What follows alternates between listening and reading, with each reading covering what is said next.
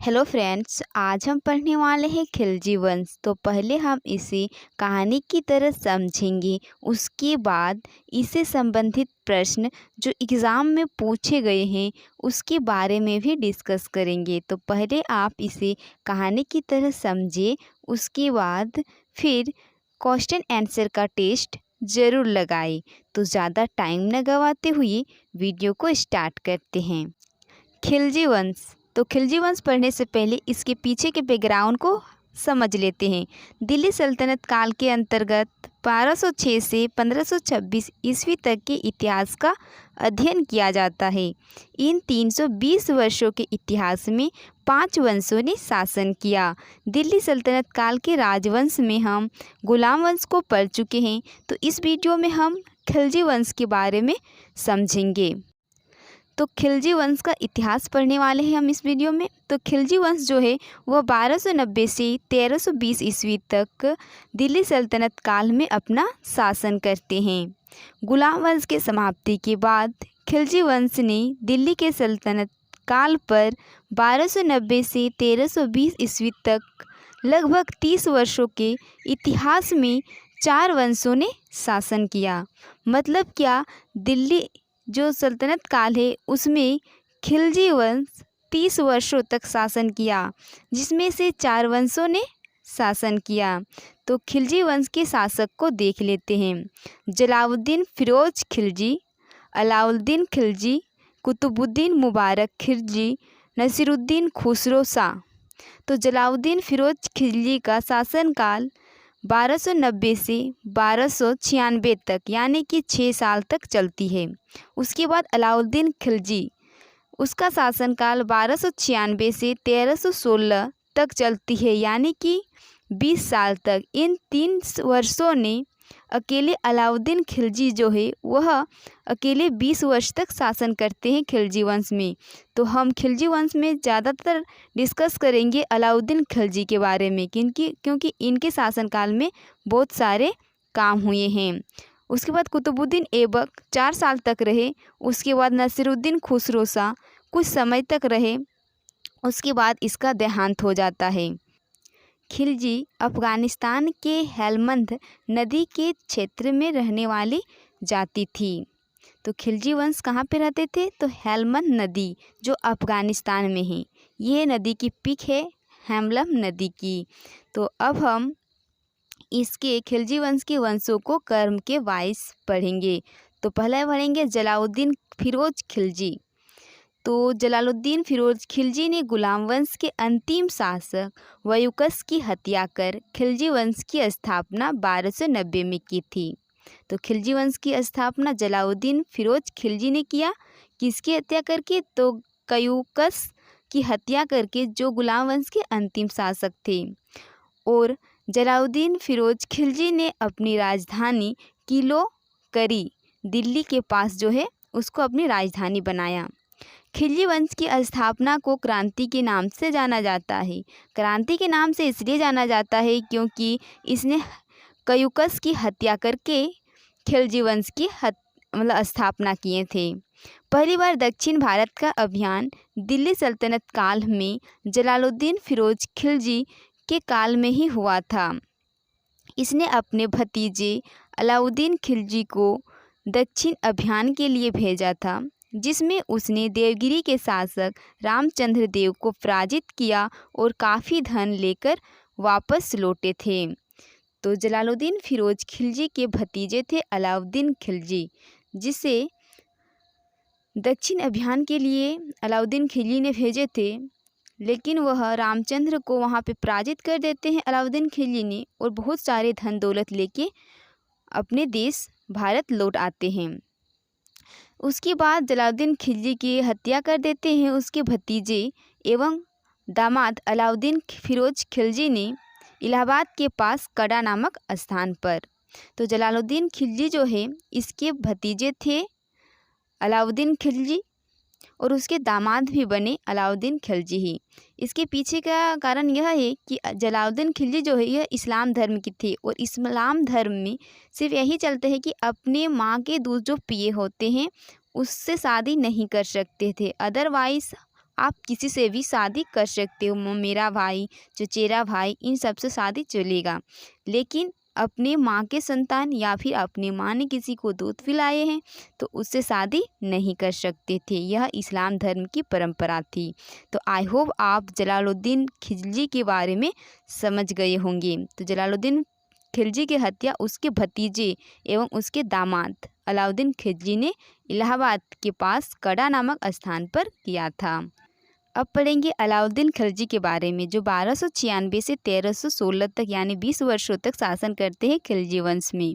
अलाउद्दीन खिलजी के बचपन का नाम अली या गुरशप था।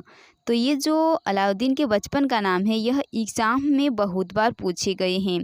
तो आई होप आप इसे ध्यान में रखिए कि अलाउद्दीन खिलजी का बचपन का नाम अली या गुरशप था। 22 अक्टूबर 1296 ईस्वी को अलाउद्दीन खिलजी दिल्ली के सिंहासन पर बैठा। सिक्कों पर तारीख लिखने की प्रथा अलाउद्दीन खिलजी ने शुरू किया था। जो हम सब 1 रुपया 2 रुपये के जो सिक्के देखते हैं उसमें जो तारीख लिखा होता है कि 1999, तो वह जो तारीख है अलाउद्दीन खिलजी के शासनकाल के टाइम ही लिखा हुआ था।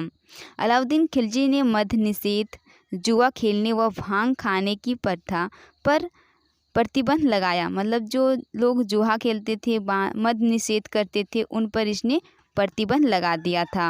अलाउद्दीन का पहला अभियान गुजरात पर हुआ। 1298 में बघेल राजा कर्णदेव पर था। गुजरात के बघेल राजा कर्णदेव को पराजित कर अलाउद्दीन ने उसकी पत्नी कमला देवी से शादी की थी। तो अलाउद्दीन ने कर्णदेव को पराजित कर उसकी पत्नी से शादी कर लिए थे। पत्नी का नाम था कमला देवी। अलाउद्दीन खिलजी के समय 4 प्रमुख सेनापति थे। एक थे जफर खां, नुसरत खां, उलुग खां, मलिक काफूर। तो गुजरात अभियान में अलाउद्दीन खिलजी ने मलिक काफूर को 1000 दिनार में खरीदा था। इसलिए मलिक काफूर को हजारी दिनार के नाम से भी जाना जाता है। एग्ज़ाम में बहुत बार पूछे गए हैं कि हजारी दिनार के नाम से किसे जाने जाते थे, तो मलिक काफूर को। अलाउद्दीन की मृत्यु के बाद मलिक काफूर पर 35 दिन के लिए मलिक काफूर ने अपना शासन करते हैं। तो अलाउद्दीन के समय में कुछ मंगोल आक्रमण हुए थे जिससे क्वेश्चन एग्ज़ाम में पूछे जाते हैं, तो उसके बारे में भी पढ़ लेते हैं। जैसे 1297 में कादर खां के नेतृत्व में उलुग खां के सेना ने पराजित किया था मंगोल आक्रमण कादर खां को। 1299 ईस्वी में सल्दी के मंगोल के नेता सल्दी को जफर खां के सैनिक ने पराजित किया था। 1299 में कुतुल लुक ख्वाजा के शासक को जफर खां के नेतृत्व में पराजित किया था। 1303 ईस्वी में मंगोल के शासक तरगी बेगम को सल्तनत सेना ने पराजित किया था। 1305 ईस्वी में अलीबेग ने मंगोल के नेता अलीबेग को मलिक काफूर ने पराजित किया था। 1306 ईस्वी में कुबक को जो मंगोल के नेता थे उसे पराजित किया था मलिक काफूर ने पराजित किया था। मतलब अलाउद्दीन खिलजी के समय जितने भी मंगोल आक्रमण हुए थे उसमें सारे की जीत हुई थी अलाउद्दीन खिलजी की, और मंगोल में जितने भी नेताओं ने आक्रमण किए उन सभी का हार हुआ था। अलाउद्दीन खिलजी के काल में 6 बार मंगोल आक्रमण हुआ, लेकिन अलाउद्दीन ने सफलतापूर्वक उनका सामना किया और मतलब कि सारे युद्ध में जीत ही गए थे अलाउद्दीन खिलजी। मंगोल आक्रमण जो 6 हुए थे ना, सारे में जीत हुआ था अलाउद्दीन खिलजी का। अलाउद्दीन खिलजी के टाइम में कुछ निर्माण किए गए थे, जैसे कि अलाई दरवाज़ा जो दिल्ली में है, सीरी का किला जो दिल्ली में है, हजार खंभा का महल जो दिल्ली में है। जो एमटीएस का एग्ज़ाम हुआ था उसमें पूछा गया था कि अलाई दरवाज़ा का निर्माण किसने किया था, तो अलाउद्दीन खिलजी ने। तो आप अगर इसे कहानी की तरह समझेंगे तो आई होप आप क्वेश्चन सही आंसर करके आएंगे। तो अलाई दरवाज़ा दिल्ली में है जिसका निर्माण अलाउद्दीन खिलजी ने किया था। सीरी का किला भी दिल्ली में है जिसका निर्माण अलाउद्दीन खिलजी ने किया था। हजार खंभा महल भी दिल्ली में है, इसका भी निर्माण अलाउद्दीन खिलजी ने किया था। तो आई होप आप मुबारक शाह खिलजी जो 1316 से 1320 ईस्वी तक खिलजी वंश का शासन करते हैं। तो मुबारक शाह खिलजी ने स्वयं को खलीफा घोषित किया। वह खलीफा के आदेश को नहीं मानता था, मतलब जो खलीफा लोग इसे आदेश दिया करते थे इसे मुबारक शाह खिलजी नहीं मानते थे, क्योंकि ये जो मुबारक शाह खिलजी है यह 8 साल के बच्चे थे जिसे राजा बनाया गया था। यह दरबार में नगण्य होकर दौड़ता था, वह स्त्रियों के कपड़े पहनता था। 8 साल के बच्चे ही ऐसा कर सकते हैं, ठीक है। मुबारक शाह खिलजी की हत्या खुसरो शाह ने कर दी थी और खिलजी वंश का अगला शासक नसीरुद्दीन खुसरो शाह बना, जो 1320 ईस्वी में बना। इसमें वह कुछ दिनों के लिए शासन करते थे। तो नसीरुद्दीन खुसरो शाह 25 अप्रैल से 27 अप्रैल तक खिलजी वंश का शासन करते हैं। नसीरुद्दीन खुसरो शाह खिलजी वंश का अंतिम शासक हुए। इसकी हत्या के बाद तुगलक वंश की स्थापना हुई। तो हमारा थ्योरी सेक्शन यहीं पे कंप्लीट हुआ। अब हम प्रीवियस ईयर्स के क्वेश्चन को करेंगे। तो क्वेश्चन कराने से पहले आपसे एक निवेदन है कि अगर आप हमारे चैनल में पहली बार आए हैं तो चैनल को लाइक करें, सब्सक्राइब करें और बेल के आइकन को भी दबाएं।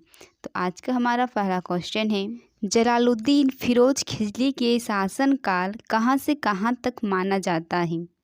तो इसका राइट आंसर होगा ऑप्शन नंबर ए 1290 से 1296 तक।